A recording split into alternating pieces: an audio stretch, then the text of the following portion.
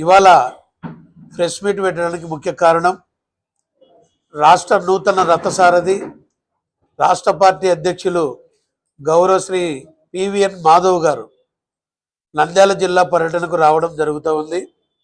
వారు అధ్యక్షులైన తర్వాత మొట్టమొదటి పర్యటనే రాయలసీమను ఎన్నుకోవడం, అందులో భాగంగా నంద్యాలకు రావడం జరుగుతూ ఉంది.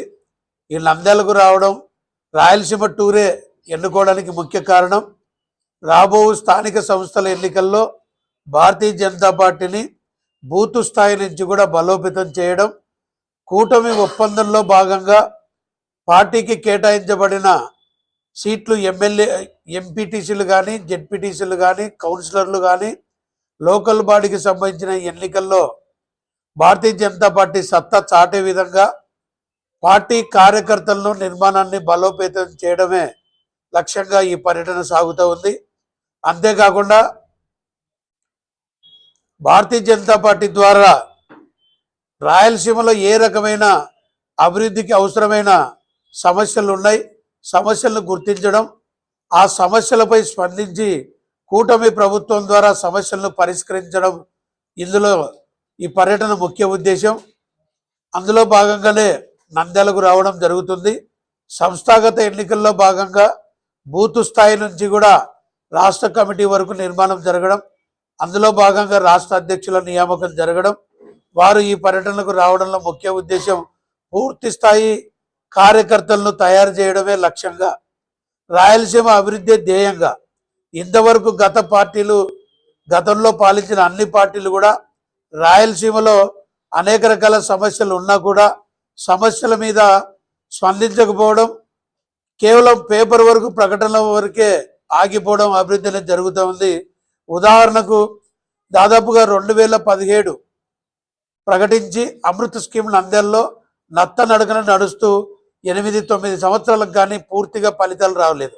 అందులో భాగంగా కేంద్రం నుంచి వస్తున్న నిధులు ఇప్పుడు జాతీయ రహదారులు కానీ రైల్వేల అభివృద్ధి కానీ గ్రామాల్లో ఇది కేంద్రం నిధులతోనే గ్రామాల్లో చూస్తే సిమెంట్ రోడ్లు కానీ డ్రైన్లు కానీ మరుగుదొడ్లు కానీ నివాస గృహాలు కానీ పెన్షన్లు కానీ ఉపాధి హామీ పథకం పనులు కానీ ఉచిత రేషన్ కానీ ఎన్నో రకాలుగా భారతీయ జనతా పార్టీ ఆధ్వర్యంలో ఉన్న కేంద్ర ప్రభుత్వం చేత మాత్రమే ఈ నిధులతో కొనసాగుతుందని చెప్పి మీకు అందరికీ కూడా తెలుసు.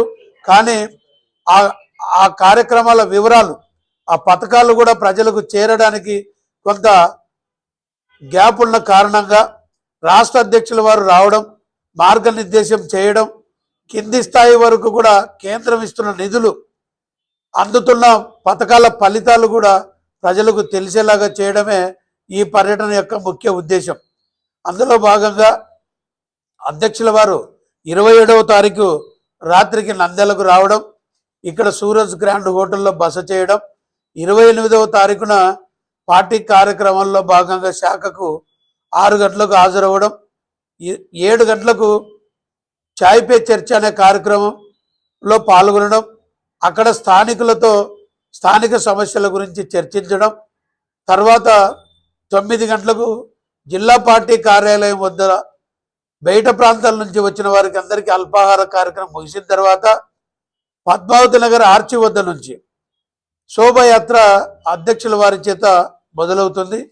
పద్మావతి నగర్ ఆర్చి దగ్గర నుంచి మొదలైన శోభాయాత్ర శోభాయమానంగా పట్టణమంతా అలంకరణ చేసి వేలాది మంది కార్యకర్తలతో నాయకులతో శోభాయాత్ర జరుగుతుంది. మున్సిపల్ ఆఫీస్ మీదుగా సౌజన్య కన్వెన్షన్ హాల్లో సమావేశం జరుగుతుంది.